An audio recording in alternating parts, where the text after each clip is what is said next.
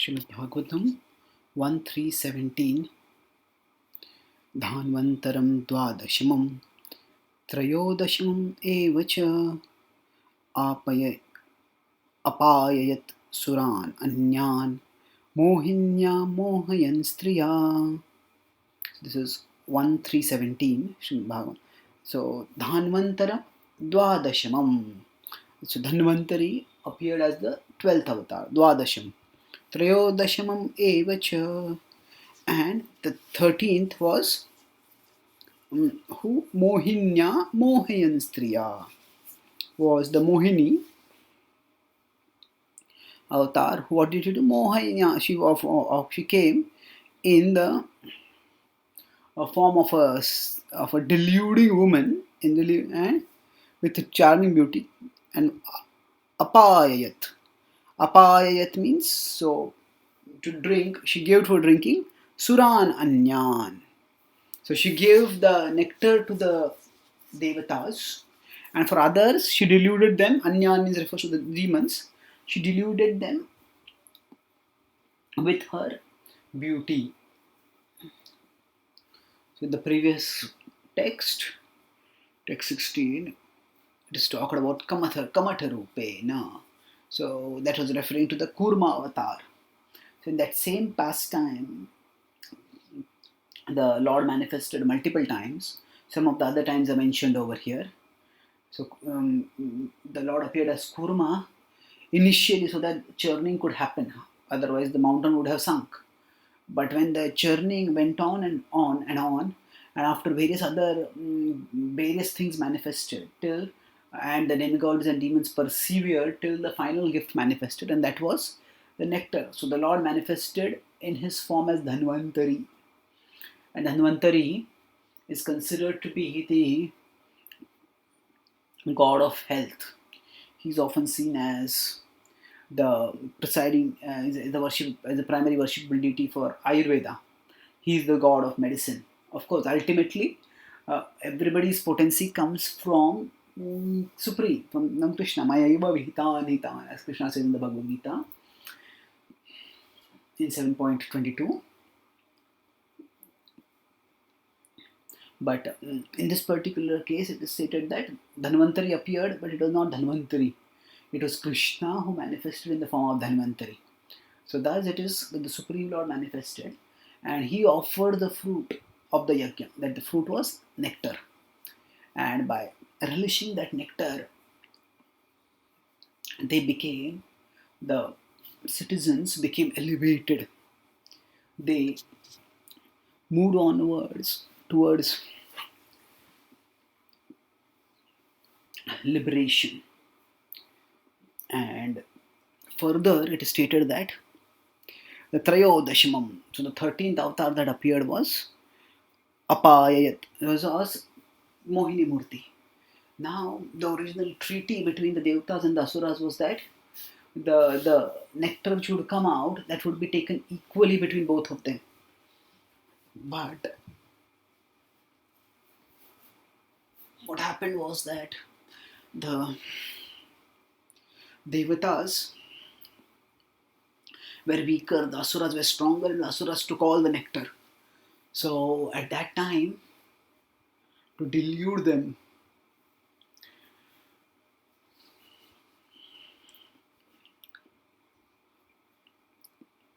Vishnu appeared in the form of Mohini Murti. And the Asuras were so captivated by her beauty that they immediately desired to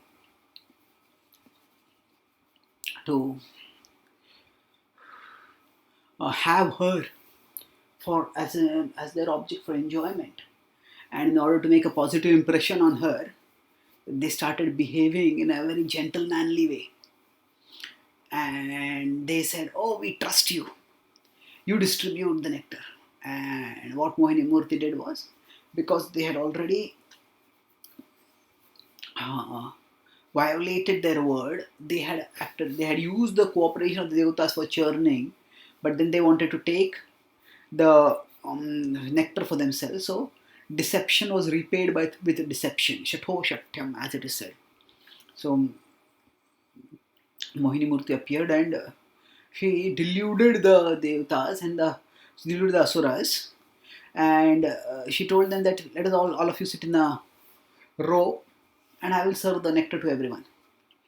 So she had all of them seated, and they sat down, and on one side Devatas sat, and she started serving the Devatas first. And while she was serving the Devatas, she was giving the nectar generously to the Devatas. And she was in between, while serving the nectar to the Devatas, she was also casting a glance towards the Asuras. And with that glance, she deluded them. And with that glance, she actually captivated them so much that they just were satisfied with the glance, and they did not ask for anything more. And they just accepted what was being offered. It was just a deluding glance, and by the time the nectar got over, and the Asuras were left with nothing.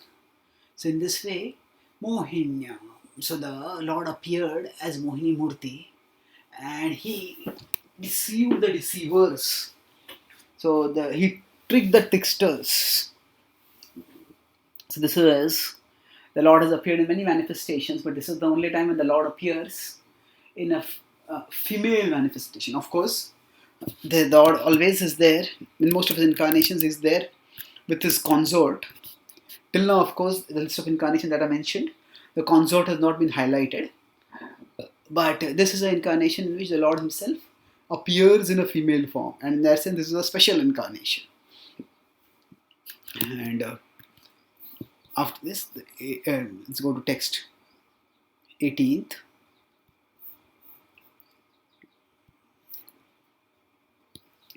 चतुर्दशं नारसिंहं बिभ्रद्दैत्येन्द्रियमूर्जितं तदारकरजैरुराव एरकां कतकृद्यथा. Chaturdasham Narasimham. So the 14th in this particular list, it's said to be Narasimhadev. And Bibhrad Daityendram Urjitam Bibhrad. So he invented Daityendram. So Daitya Indra. So Indra refers to the leader or the king. Daityendra refers to the king of the Daityas. Daityas are the sons of Diti, and they are considered to be demoniac. And Daityendra was Hiranyakashipu, Urjitam. So this Daityendra, Hiranyakashipu, had a very powerful body. Yet his powerful body, the Dar Karajair Urav, the Dar, he bifurcated it, ripped it apart. Karajair. Karajair is by his nails, Urav, while placing him on his lap. Erakam Katakrud Yatha. Erakam. Erakam refers to if there is a cane and a carpenter wants to cut it apart. Katakrud. Katakrud refers to a carpenter. So, carpenter is trained. It's an interesting metaphor. The carpenter is trained, and for a lay person to cut a cane might be a little difficult. But when a carpenter is trained, the carpenter doesn't have much difficulty in separating in cutting a cane. It's very easily, effortlessly does it. Similarly, although Narasimhadev played with Hiranyakashipu for some time, and it was, the Bhagavatam describes, this pastime is described in the 7th canto of Bhagavatam. The Bhagavatam described that this playing was just like a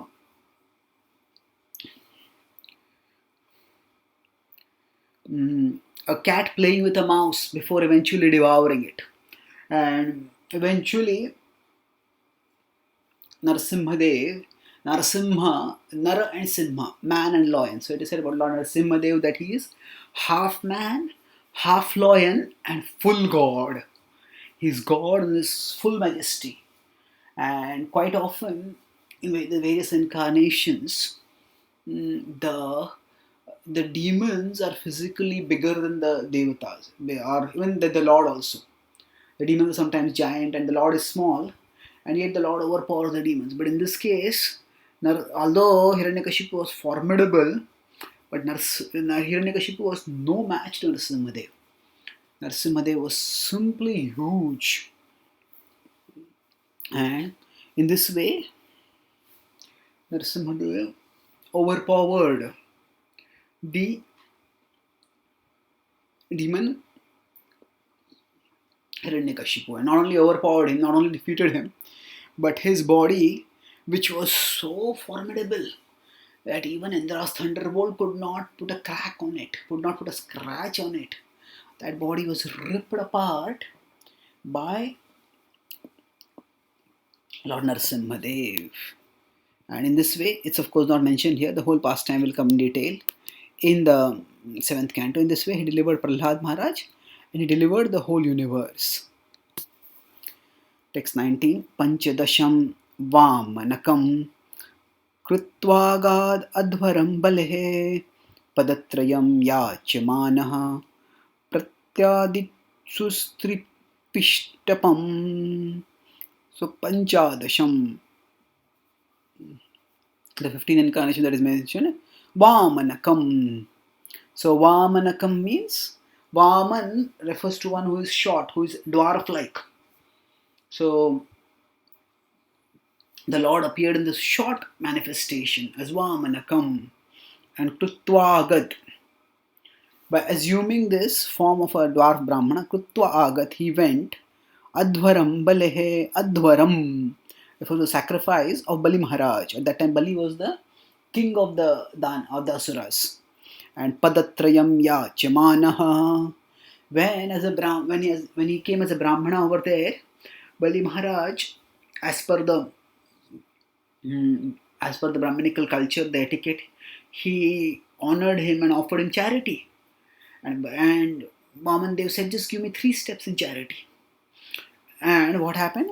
Bali Maharaj agreed, and when the 3 steps were given, Pratyaditsus. He went there with the desire, with the intention to return, to gain the Tripishtapam. Tripishtapam is the kingdom of the 3 planetary systems. So his intention in going there was to get the whole world, the whole universe in fact, which had been conquered by Bali Maharaj, and he wanted to give it back to Indra. This particular manifestation of the Lord is also known as Upendra, because he appeared from the same father as Indra, so the same parents as Indra, Aditi and Kashya. And because Indra had already appeared, so he was like the younger brother of Indra. And so Upendra he is called. So he wanted to benedict his brother by giving that kingdom back, the kingdom of, especially the heavenly planets, and indeed the whole universe which Bali Maharaj had taken. He wanted to take it back from Bali Maharaj, and he did that. But he asked initially for only 3 steps. So here we see that the Bhagavatam speaks. Now at one level we may say, isn't it deceptive asking for 3 steps and then taking everything by expanding one's size? Yes, it may be deceptive, but we also need to understand that the Lord is transcendental. And whatever he does not with any intention of deception. He does with the intention of redemption, of benediction. He wants us to bless and redeem everyone. So in fact, by taking the kingdom from Bali Maharaj, and giving it to Indra, he did not bless Indra alone. He blessed Bali Maharaj also. Because Bali Maharaj, in the process of surrendering to the Supreme, got devotion to the Supreme. He had some dormant devotion because of being a descendant of Prahlad, but that devotion had become covered over by demoniac association and by the infatuation with opulence that had come because of that demoniac association. And when that opulence was taken away, and when the Lord himself appeared, Bali Maharaj should not resent or protest, but his devotion manifested and he surrendered. And thus the Lord gave Bali Maharaj the supreme benediction of devotion. So actually, whatever the Lord does is supremely auspicious for everyone. And in this case, instead of Vinashaya Dushkritam, he did not destroy the Dushkriti, that is Bali Maharaj. Bali Maharaj also had a devotional connection and had a devotional inclination. So he destroyed whatever demoniac conditionings were obscuring the devotional inclination, and thus he not only granted him devotion, but thereafter he also went and became an associate of Bali Maharaj in Sutala, where he serves Bali Maharaj as a doorkeeper, Dwarapal. Such mercy bestowed. So Bali Maharaj, whatever he lost, he got far, far greater things in return by the blessing of the Supreme. Text 20. Avatare shodashame pashyan brahmadruho nrupan trisapta kritavah kupito nikshatram akaron mahim Avatare shodashame. So Shodasha, the 16th avatar, is described as Pashyan Brahmadruho Nrupan. Pashyan, on seeing Nrupan, the kings, to be Brahmadruho, to be the enemies of the Brahmanas, to be hostile and violent towards the Brahmanas. Trisapta Kritvaha Kopito. Trisapta. Trisapta means 3 into 7, 21 times. Kritvaha Kopito, being furious with them. Nikshatram akaron mahim. Nikshatran, he rid the world of the Kshatriyas. The Kshatriyas under Kartavir Arjun had become so insolent that first their defiance of the Brahmanas was seen in their forcibly seizing away the property of Bhrugupati.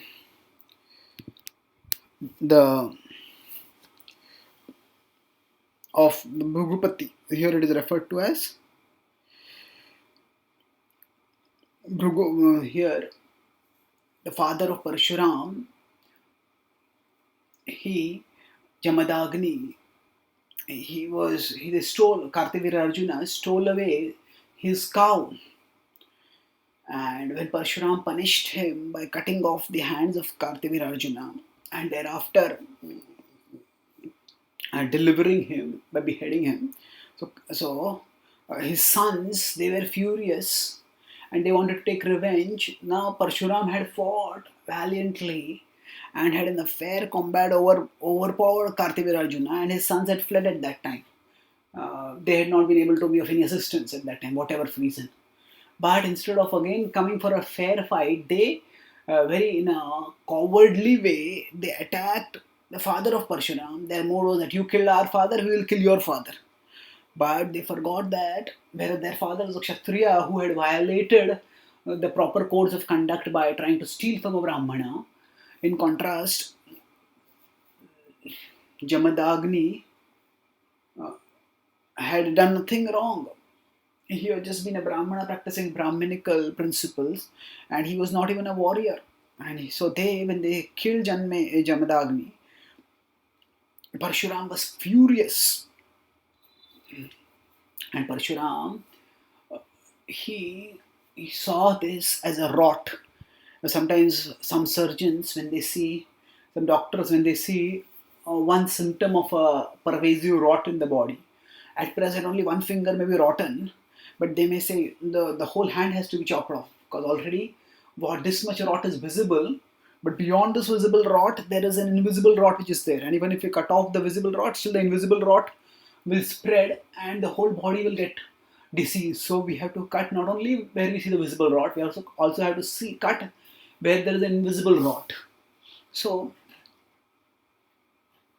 Parshuram, he saw the brazen murderousness of the sons of Kartavir Arjuna as a visible rot. And further he saw the overall Brahmadrupo, overall animosity, disrespect and violent disposition of the Kshatriyas towards the Brahmanas which might not have been manifested at that time, that as an invisible rot. And thus he removed not just the visible but also the invisible rot. And thus he delivered the earth from atrocious rulers. This is not just a blood vendetta. You kill my father, so I will destroy all of you. No, it was done actually for the welfare of citizens, because if the kings are atrocious, then who will protect the citizens? So Parashuram, he took the responsibility of protecting the citizens, and he ensured that by teaching such a lesson to the Kshatriyas, he ensured that they would, at least for a substantial amount of time to come, they would not dare to become respectful of Brahmanical culture, and they would not become indiscriminately violent in their dealings. They would not abuse their powers which they had as Kshatriya rulers. Text 21. Tatah saptadashe jatah satyavatyaam parasharat चक्रे वेदतरो शाखा दृष्ट्वा पुंसो अल्पमेधसः. So ततः सप्तदशे जातः. Saptadashe is 17th. Jatah appeared, was born. Satyavatyam Parasharat. So from Parashar through Satyavati Muni, through Satyavati was born Vyasadeva. This is referring to Chakre Vedataro Shakha. Chakre, he prepared from the desire tree of the Vedas. Vedataro. Vedas are also into Kalpataru. So here is the word taro is used for the shorter word is used for poetic purposes, poetic rhyming purposes. Shakha. So he prepared put the Vedas in written form, and he made their shakhas, their divisions. So drishtva pumso alpamedhasaha. He saw that people were alpamedhasaha. People did not have adequate intelligence. Krishna uses the word alpamedhasaha to refer to the worshippers of the devatas. In 7.23, antavattufalam tesham tad bhavatyalpamedhasam. So Prabhupada would translate medhasa as brain substance. So alpa medhasa means scant brain substance. So less intelligence. So the Vedas, along with their Upanishads and everything, the body of knowledge is quite extensive, and it's not so easy to understand. So just as if we are given a huge watermelon to eat, how will we eat it? It can't even go in our mouth. So what do is we cut it into small manageable pieces, and then we can eat it. So similarly here Vyasadeva, he divided the vast Vedic knowledge into branches. So this division into branches has been will be talked about once again in the next chapter. Before describing how Vyasadeva, despite doing this literary work, remained dissatisfied. But suffice it to say that this was a phenomenal literary achievement, and he was what we could call a literary superstar. And this Vyasadeva is considered to be a literary incarnation of the Lord, and he had descended for the purpose of making spiritual knowledge available for the masses, and thus enabling them to be benefited by this knowledge. So he made it available in written form, and he made it available also through division into various sections in an accessible form. Because whereas in the past people had photographic memories by which they were Shrutidhara, they would hear and they would retain. So they could remember huge quantities of information and knowledge and understanding. But because they could not do that, they were alpamedhasa, especially in Kali Yuga. So he benefited them by dividing the literature into shakhas. So 1.3.22 Naradevatvam apannaha surakara chikirshaya samudra nigrahadini chakre viryanya atah param. Naradevatvam apannaha. So the Lord appeared in a human form, Devatvam apannaha, he was actually divine while manifested in human form. Surakare chikirshaya. He had manifested thus for Surakarya, for fulfilling the purpose of the Devatas. Chikirshaya. Samudra Nigraha Adini. Samudra Nigraha. Nigraha Adini means, Nigraha means to control. So he controlled the ocean by getting a floating bridge built across it. Adini. He did many wonderful things like that, including, of course, delivering the world and especially the Devatas of the scourge of the Rakshasa monarch Ravana. Chakre Viryanyatah Param. Chakre Viryani. In this way he performed superhuman activities. Atah Param. Thereafter. So Lord Ram is among the most celebrated avatars of the Lord, and his pastimes are described in the Ramayana by Valmiki Rishi and have been immortalized thereafter by many poets through their writings in many vernacular languages in all over the Indian subcontinent and even beyond. So Lord Ram here is describing, so it is described how one of the most amazing things that he did was to have a bridge built across the oceans. He controlled the ocean. We may say that was it he who controlled the ocean? No, it was that the monkeys built the bridge. But actually before that he had sat in austerity to try to please the Samudra Dev and to ask him to separate, to offer him away. When Samudra Dev refused, then Lord Ram, he just took one arrow and even before he discharged the arrow, he had invested such mystic power in the arrow that the whole ocean started getting heating up and heated up. And at that time Samudra was forced to come and offer obeisances and pacify him. And he said that I cannot give up my nature of being liquid, but still, if you construct a bridge, I will support it from below and I will ensure that the stones don't sink. So this, by us, the Vandras built the bridge, and they were able to build the bridge because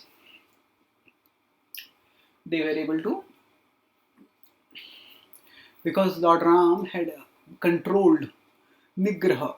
He had controlled the Samudra Dev and he had thus got the Samudra to cooperate. So this was a spectacular feat by which Lord Ram scaled the ocean and thus was able to perform further superhuman deeds, Viryani, such as overcoming all the demon hordes, including their emperor Ravana. Eko un vimsheti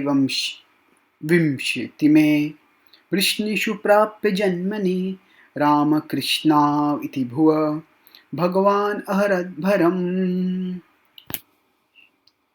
So Ekonishwa and Vimsha. So 19th and 20th manifestations of the Lord were Vrishnusu prapya janmani. They appeared as the descendants of Vrishni in the family of Vrishni, prapya janmani. And who were they? Rama Krishna iti bhuva.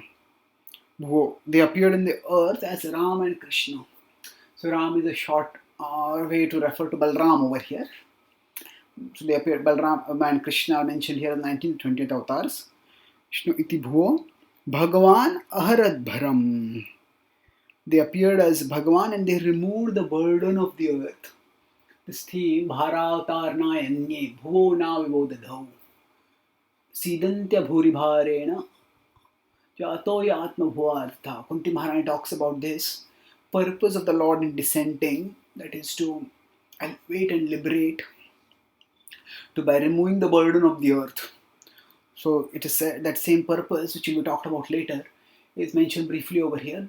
When the earth was being overrun by various demons, Krishna and Balram appeared and freed the earth from the burden of the demons.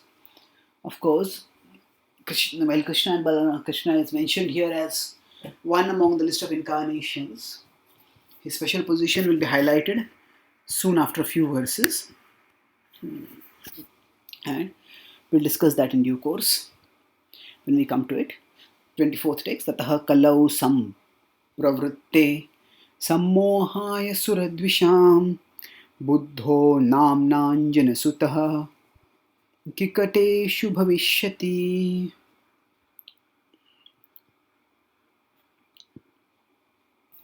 So here what is stated is that the Lord appeared, Tataha kalau sampravrutte. So in Kali Yuga, he appeared sammohaya suradvisham. Those who are envious of the suras, the devatas, sammohaya, for deluding them, Buddha namnanjana sutaha. He appeared by the name of Buddha. Kikateshu bhavishyati. He appeared in the province of Kikata, Gaya.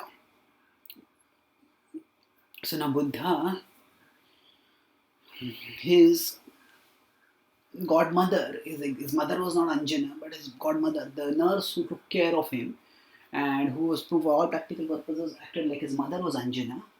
And although he was not born in Gaya, he attained enlightenment in Gaya. But the Bhagavatam is talking about subtle truths over here. So Buddha, he attained Buddhatva. So the Bhagavatam is not talking just about his physical birth over here, but he is attaining of enlightenment, Buddhatva, that happened in Gaya. There is a tree under both Gaya where he got both, he got enlightenment. And interestingly, his mission is said to be Sammohaya Suradvisham. Those who are enemies of the Devatas, he deluded them. Now, how did he do that? Those who had gone away from Vedic wisdom by misinterpreting it as a license for animal slaughter, Buddha, he told them to give it up, at least to come to preliminary moral principles. So they had become. So when they asked, but the Vedas say this, they says, how can you follow something which doesn't gel with your conscience? Can't you? If you can't give life, what right do you have to take life? So don't follow the Vedas. Then what about God? He says, don't bother about God. So Buddha, for all practical purposes, was agnostic and pragmatic. He didn't say there is no God. All the subsequent Buddhist thinkers have often portrayed Buddhism as atheistic, but primarily it is non-theistic. And he said, don't bother about God, don't bother about scripture, just live morally. So although he said that you reject God, but he said don't bother about God, but he himself was God. And when people followed him, they were indirectly following the word of God. So thus they were elevated. So Suradvisham means those who were against scripture, those who were against God, those who were against Vedic culture in general. He deluded them for their own good by getting them to. He didn't let their defiance take on Rajasic or Tamasic forms, but he brought it gradually towards Sattvic forms by enabling them, by facilitating them to follow regulative principles of good conduct, of positive thought, positive words, or positive actions, by which they could stay progressive on the path of dharma. And then the last of this talked about Athaso Yuga Sandhyayam Dasyu Prayeshu Rajasu Janita Vishnu Yashaso Namna Kalkir Jagatpatihi. So now one incarnation that is being talked about is a prediction here. Athasu Yuga Sandhyayam, at the junction of the two ages, Dasyu Prayeshu Rajasu. By that time, most of the kings will have become plunderers. So Janita Vishnu Yashasho. So at that time will be born Janita as the son of a Brahmana named Vishnu Yash. Namna Kalkir Jagatpatihi. The Lord of the universe, Jagatpati, he will be born as Kalki. So this is a prophecy that is made that Kalki will come and deliver the universe towards the Yuga Sandhyayam. So towards the end of Satyuga, Kalki will appear and he will free the universe of all the afflictions which are there characteristic of Kali Yuga, and he will inaugurate Satyuga thereof. So the Bhagavatam is a book written in a historical context, and here we are having a prophecy being given. The prophecies for Kali Yuga will be talked about more in the 12th canto also, and we'll discuss them there. So essentially, the Bhagavatam's lists of avatars completes here with Kalki. Then some important summary statements and some significant inferences from this list will be given in future verses, which we will discuss in our future classes. Thank you.